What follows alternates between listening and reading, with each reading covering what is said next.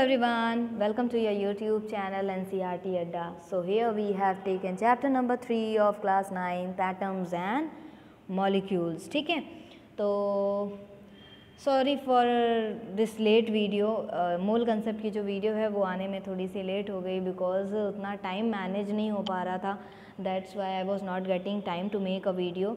Sorry for that, but at last video बन गई and I have came back with this video. ठीक है, तो हम लोगों ने ये जो चैप्टर लिया है एटम्स एंड मॉलिक्यूल्स, तो उसमें हम लोगों ने काफ़ी सारी चीज़ें कवर की हैं. तो बेसिकली इस चैप्टर के ऊपर मैंने 5 वीडियो बना दी हैं.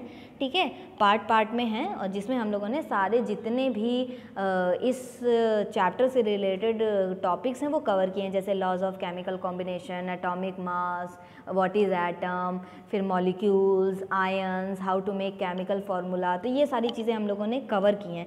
तो अगर आप लोगों ने पुरानी वीडियोस नहीं देखी हैं तो please have a look of those videos. ठीक है, I will share the link in the description box, so it will help you to search out those videos because it will help you to understand all the topics well. ठीक है, तो आपको अच्छे से समझने के लिए उन टॉपिक्स को देखना पड़ेगा एक बार. ठीक है, सो जो आज का टॉपिक है वो है हमारा मोल कंसेप्ट, जो कि बहुत ही इंपॉर्टेंट आप कह सकते हैं टॉपिक है और इजी भी है. बट काफ़ी सारे बच्चों को इसमें दिक्कत जाती है कि समझ में नहीं आता उतना, लेकिन बहुत आसान सा टॉपिक है, बहुत आसानी से समझेंगे. ठीक है, बहुत इसको मैसी करके नहीं समझेंगे, बहुत आसानी से समझेंगे ताकि सारी चीज़ें समझ में आ जाएं. ठीक है, तो मोल कंसेप्ट क्या है? ठीक है, पहली बात तो अभी हम लोग जानेंगे, बट उससे पहले ये जो रिएक्शन है पहले इसको देख लेते हैं क्योंकि यहीं से स्टार्टिंग हुई है.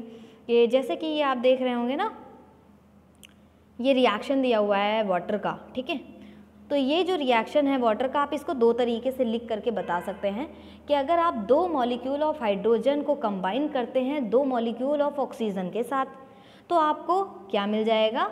2 मॉलिक्यूल्स ऑफ वाटर मिल जाएंगे. चाहे आप ऐसे बताइए, या तो एक और तरीका है कि आप इनके एटॉमिक मास के थ्रू बताइए. Atomic mass in the sense कि इनका आपको एटॉमिक मास पता होना चाहिए, फिर इनके जितने भी मॉलिक्यूल्स हैं आप उससे इनको इनटू कर दीजिए. ठीक है, जैसे यहाँ पर 4 हैं तो 4 × 1, क्योंकि इसका हाइड्रोजन का एटॉमिक मास 1 है. ठीक है, ऑक्सीजन का कितना होता है? 16, बट यहाँ पर 2 एटम्स ऑफ ऑक्सीजन है. ठीक है, तो फिर 16 × 2 हो जाएगा, तो आपका यहाँ पर क्या आ जाएगा? तो आप एक ये तरीका है आपको बताने का कि 14 unified mass of hydrogen molecules combined with 32 unified mass of oxygen molecule to get 36 U of water molecule. तो ये 2 तरीका है जिससे आप क्या बता सकते हैं, जिनसे आप इसको इस रिएक्शन को, ये जो रिएक्शन वाटर का बताया गया, आप दोनों तरीके से इसको इंडिकेट करके बता सकते हैं. तो ये जो ऊपर का रिएक्शन है इसमें क्या बताया जा रहा है? बेसिकली किसी भी सब्सटेंस, अगर किसी भी सब्सटेंस की जो क्वांटिटी है उनको हम मास के मतलब किस तरीके से कैरेक्टराइज कर सकते हैं, या तो उसके मास के बेसिस पे या तो फिर जितने नंबर ऑफ मॉलिक्यूल्स उसमें प्रेजेंट है उसके बेसिस पे. बट एक जो केमिकल रिएक्शन का इक्वेशन होता है ना, वो इंडिकेट करता है क्या कि कितने नंबर ऑफ एटम्स या मॉलिक्यूल्स उस रिएक्शन में पार्टिसिपेट कर रहे हैं. तो वो एक केमिकल रिएक्शन का जो इक्वेशन है वो इंडिकेट करता है क्या कि कितने नंबर ऑफ एटम्स या मॉलिक्यूल्स उसमें पार्टिसिपेट कर रहे हैं उस रिएक्शन में. ठीक है, तो देयरफॉर इसके लिए बहुत कन्वीनियंट है कि हम थोड़ा सा जो क्वांटिटी ऑफ अ सब्सटेंस है in terms of mass of its molecules और एटम्स, मतलब हम रिफ़र करें किस पे? मोल पे. एक नई यूनिट पे, मोल पे स्विच करें. कैसे? अब ये मोल क्या है? मोल क्या है इसको समझने के लिए, ठीक है, किसी भी केमिकल रिएक्शन इक्वेशन को बताने के लिए बहुत आसान तरीके से it is more convenient to refer the quantity of a substance in terms of number of moles, molecules and atoms rather than their masses. ठीक है, तो इसके लिए एक न्यू यूनिट इंट्रोड्यूस की गई, दैट वाज मोल. ठीक है, बहुत इंपॉर्टेंट. ठीक है, मोल क्या है? तो मोल है क्या? मोल क्या है कि mole of any species in the sense के मोल ऑफ मतलब 1 mole of any atom, molecules, ion या particles is that quantity in number having a mass equals to atomic mass और मॉलिक्यूलर मास इन ग्राम्स. अब इसको जानने से पहले ये जानिए कि मोल का मतलब क्या है। जैसे कि अगर यहाँ पर एक, अभी आप यहाँ पर एक एग्जांपल देख रहे होंगे, जैसे वी नो ना कि 1 डज़न, अगर हमने बोला 1 डज़न ऑफ बनाना, तो वी ऑल नो कि 12 बनाना ही उसमें चढ़ते हैं, ठीक है। अगर हमने बोला 1 दर्जन हमें बनाना चाहिए, अगर हम किसी शॉपकीपर को बोलते हैं तो वो 12 दर्जन हमें दे देता है, ठीक है। अगर हमने बोला 1 डज़न ऑफ एप्पल, तो वो हमें 12 उठा करके दे देगा। तो यहाँ मोल से हम क्या पता कर पाते हैं कि कितने नंबर ऑफ पार्टिकल्स इस बनाना में हैं, ठीक है, या कितने नंबर। अब यहाँ पर अगर अब, लेकिन हम बनाना या उसकी बात नहीं कर रहे। मोल का मतलब है जब हम बात करते हैं एटम्स की, छोटे छोटे एटम्स की बात करते हैं, छोटे छोटे मॉलिक्यूल्स की, आयंस की, या किसी भी छोटे पार्टिकल की बात करते हैं, तब हम यहाँ पर क्या मोल की बात करते हैं। मोल से हम उन्हें मेजर कर सकते हैं, ठीक है।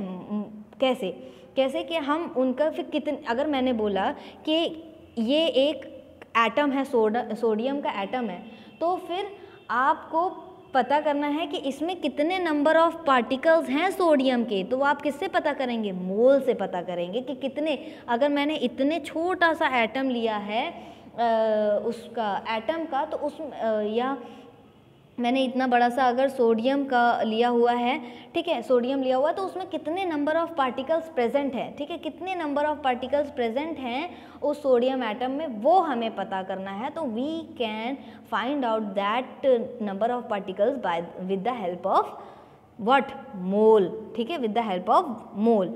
अब उसके लिए, अब ये जो लाइन लिखी हुई है कि 1 mole of any species is that quantity in number having mass equals to its atomic mass या molecular mass। इसको अभी हम लोग थोड़ा बाद में समझेंगे। अब देखिए, ये एक चीज़ दी हुई है कि जो नंबर ऑफ पार्टिकल्स हैं, चाहे वो एटम्स हो, मॉलिक्यूल्स हो, चाहे एटम्स हो, जब हम प्रेजेंट करते हैं इन 1 मोल, मतलब जब हम 1 मोल में किसी भी सब्सटेंस को हम प्रेजेंट करते हैं, किसी भी पार्टिकल, अगर मैंने बोला 1 मोल ऑफ सोडियम एटम, चाहे वो एटम हो, चाहे मॉलिक्यूल हो, चाहे आयंस हो, तो उसकी एक फिक्स्ड वैल्यू है, दैट इज 6.022 इंटू 10⁻23, ठीक है। तो उसकी एक फिक्स्ड वैल्यू रख दी गई। अगर मैंने बोला 1 मोल ऑफ कार्बन एटम, क्या बोला मैंने? 1 मोल ऑफ कार्बन एटम, तो क्या होगा? 1 mole of carbon atom is equals to 6.022 into 10⁻23 carbon atoms, ठीक है। अगर मैंने बोला कि 1 मोल ऑफ H2O मॉलिक्यूल, क्योंकि यहाँ एटम की भी बात हो रही है, मॉलिक्यूल की भी बात हो रही है, तो मैंने एक मॉलिक्यूल ले लिया H2O मॉलिक्यूल। तो मैंने अगर बोला 1 मोल ऑफ H2O मॉलिक्यूल, तो आप बताएंगे 6.022 इंटू 10⁻23 H2O मॉलिक्यूल्स, ठीक है। अगर इसी जगह पे कुछ हम आयंस ले लें कि 1 mole of that particular ion, तो इज इक्वल्स टू 6.022 इंटू 10⁻23 इतने आयंस, मतलब इतने आयंस, ठीक है। इस तरीके से आप किसी भी चीज़, अगर किसी भी आपको नंबर ऑफ पार्टिकल्स को आपको प्रेजेंट करना है 1 मोल में, ठीक है, तो 1 mole of any substance is equals to 6.022 into 10⁻23 होगा। अगर आपको किसी भी नंबर ऑफ पार्टिकल को 1 मोल में प्रेजेंट करना है, तो उसकी एक फिक्स्ड वैल्यू है 6.022 इंटू 10⁻23। ये क्या है? एक्सपेरिमेंट के थ्रू ये एक नंबर निकाला गया है, ठीक है।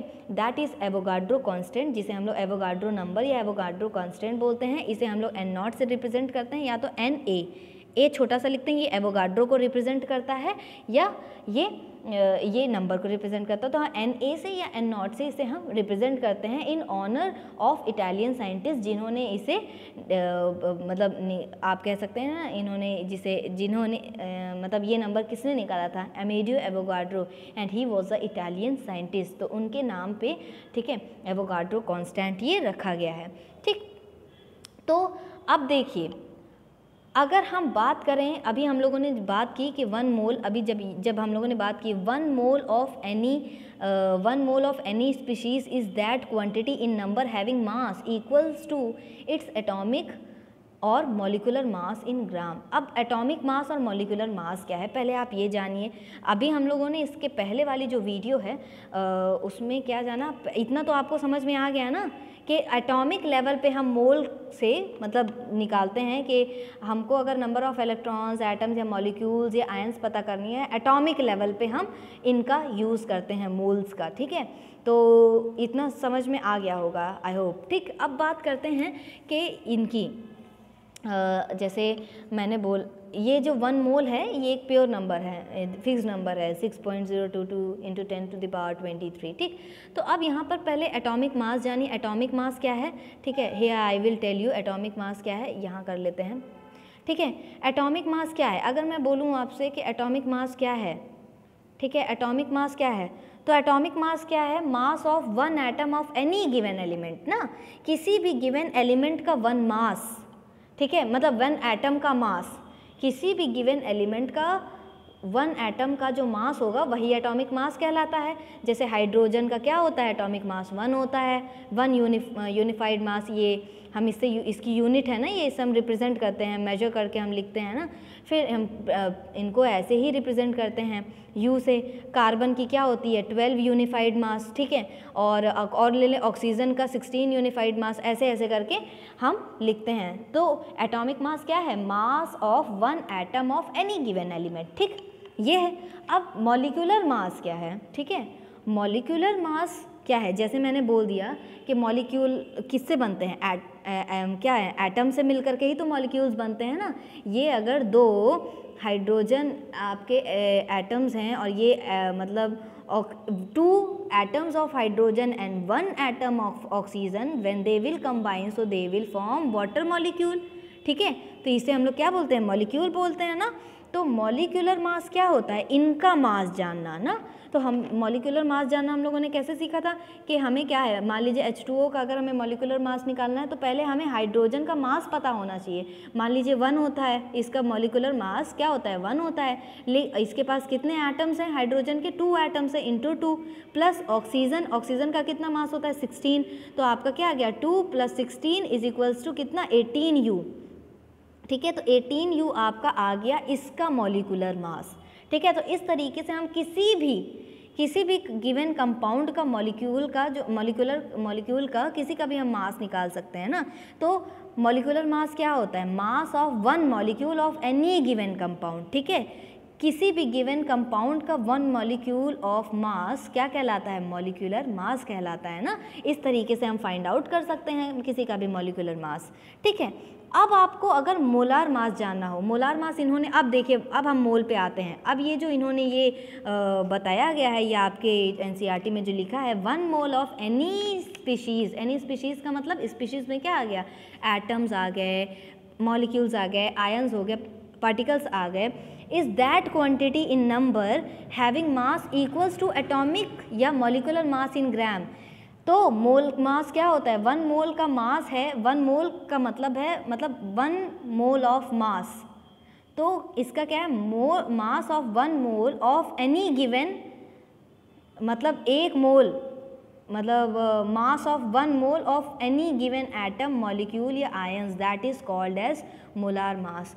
तो अगर मान लीजिए ये किसके इक्वल होता है, is that quantity in number having mass equal to is atomic mass and molecular mass in grams. इस पर ध्यान दीजिएगा, जितना एटॉमिक मास किसी भी पर्टिकुलर गिवन, मतलब किसी मतलब अगर आपको किसी भी चीज़ का मोल जानना है, मतलब मोलार मास अगर आपको जानना है तो वो क्या होती है, is that quantity in number having mass equal to its atomic mass और मॉलिक्यूलर मास, उतने का ही उस आप एलिमेंट ले लीजिए, चाहे वो आप कंपाउंड ले लीजिए, उसका इतना एटॉमिक या मॉलिक्यूलर मास ही आपका 1 मोल होगा। बट वो किस में होना चाहिए, ग्राम में होना चाहिए। इसको और ईजिली समझते हैं कैसे, इसको और यहाँ पे समझते हैं कैसे। जैसे अभी मैंने बताया मोलर मास क्या होता है कि mass of 1 mole of any given, मतलब एनी गिवन एटम। और अगर मैंने बोला कि अगर मोल मतलब 1 mole of any given is का मतलब ये कार्बन एटम, तो carbon atom 1 mole of carbon atom is equal to 6.022 × 10⁻23। लेकिन अगर मैं बोलूँ मोल ऑफ अगर 1 मोल ऑफ या कार्बन या कैल्शियम एटम इज 6.022 इंटू 10⁻23, तो 10 मोल ऑफ कार्बन एटम या 10 मोल ऑफ कैल्शियम एटम कितने होंगे?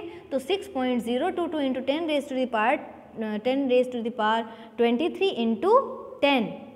जैसे अगर मैंने सिंपली इसको देखे, अगर 1 पेन की कॉस्ट 10 रुपीज़ है तो 10 पेन की कॉस्ट कितनी होगी? तो हम इंटू करते हैं ना। इन द सेम वे अगर 1 mole of any substance is equals to 6.022 into 10⁻23, तो अगर मैंने बोला कि 10 मोल ऑफ एनी सब्सटेंस, तो आप कितने करेंगे? 6.022 इंटू 10⁻23 इंटू 10 या इंटू 20, जितना भी पूछा गया है, ठीक है। अब यहाँ पर आते हैं कि अगर mass of 1 mole of substance, अगर mass of 1 mole of substance is equals to relative atomic mass and molecular mass in grams, तो वी ऑल नो कि अगर हम एटॉमिक मास हमने निकाला है हाइड्रोजन का, कैल्शियम का, ऑक्सीजन का, बोरॉन का या किसी भी एलिमेंट का, तो हम किससे निकालते हैं? हम एक स्टैंडर्ड यूनिट से निकाले हैं ना। हम लोगों ने एक स्टैंडर्ड यूनिट लेकर के उसका रिलेटिव एटॉमिक मास निकाला ना। एक हमने स्टैंडर्ड यूनिट ले ली, उनसे रिलेट कर करके हमने सबका एटॉमिक मास निकाला है। पुरानी वीडियोस में आपको इसे देखना पड़ेगा अगर आपने नहीं देखा है। मैंने बताया है रिलेटिव एटॉमिक मास क्या है, ठीक है।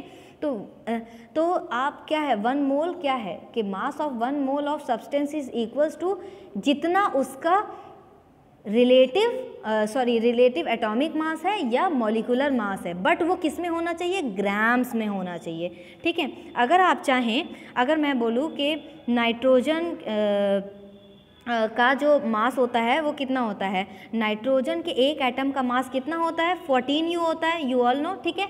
14U होता है। अब क्या करना है? 1 मोल में कितने एटम होते हैं हमें पता करना है। 1 मोल में कितने एटम हैं, ठीक है। तो हमें इंटू 6.022 इंटू 10⁻23 करना पड़ेगा ना, यही निकालेंगे तो हमें पता चलेगा, ठीक। तो इसका एक आसान सा तरीका है, ठीक है, कि अगर हमें, क्योंकि हमने अगर मान लीजिए नाइट्रोजन का निकाला, ठीक है, अगर हमें ऑब्टेन करना है, यहाँ पर हमने क्या लिखा है? नाइट्रोजन के एक एटम का मास कितना होता है? 14U। और यहाँ पर अब क्या है? 1 मोल जो होगा कितना? 1 मोल में कितने एटम होते हैं? अगर हमें बेसिकली निकालना है मोलार मास, तो हमें ऐसे करके निकालना पड़ेगा। But there is a direct and आसान तरीका कि हम मोलार मास को लिख सकते हैं। क्या? कि हमने मान लीजिए हाइड्रोजन की जो एटॉमिक मास होती है वो क्या होती है? 1 यूनिफाइड मास होती है। इसको आप कुछ मत कीजिए, जस्ट इसमें ग्राम लगा दीजिए, ठीक है। कार्बन, कोई ज़रूरी नहीं हाइड्रोजन, आपने लिया कार्बन का यूनिफाइड एटॉमिक यूनिट क्या होती है? 12 यूनिफाइड मास होता है इसका, ठीक है। 12 एटॉमिक यूनिट होती है। आप सीधे इसमें 12 लिख के ग्राम लगा दीजिए, ठीक है, अगर आपको मोलार मास निकालना है, ठीक है। 1 mole of substance is equals to relative atomic या मॉलिक्यूलर मास इन ग्राम्स, ठीक है। तो क्या आपको पता लग जाएगा? जब आप यहाँ पर ग्राम लगा देंगे तो आपको उसका मोलार मास पता लग जाएगा कि क्या होगा कि mass of 1 mole of that particular element या दैट पर्टिकुलर मॉलिक्यूल कितना होगा। जैसे कि मास ऑफ 1 मोल ऑफ अगर मैं पूछूं आपसे मास ऑफ 1 मोल ऑफ कार्बन कितना होगा, तो आप बताएंगे 12 ग्राम। अगर मैं आपसे पूछूं मास of 1 mole of what? Chlorine, mass of 1 mole of chlorine, तो आप बताएंगे 35.5 ग्राम, ठीक है। यहाँ पर आपको बस ग्राम लगा देना है, और इसको हम ग्राम एटॉमिक मास भी बोलते हैं। जो मोलर मास ऑफ एटम्स होते हैं उनको हम ग्राम एटॉमिक मास भी बोलते हैं। लेकिन अगर हम इसे क्या निकाल रहे हैं, अगर हम इन्हें अगर हम मॉलिक्यूलर मास निकाल रहे हैं, जैसे अभी हम लोगों ने क्या निकाला था? H2O, ठीक है। सेम चीज़ अगर हम मॉलिक्यूलर मास में करेंगे, ठीक है, तो भी हम 1 मोल ऑफ अगर मैं पूछूं 1 मोल ऑफ वाटर मॉलिक्यूल, तो आप बताएंगे, आप क्योंकि इसका 18 अगर आप मॉलिक्यूलर मास इसका निकालें वाटर मॉलिक्यूल का, तो कितना आएगा? 18 यूनिफाइड मास।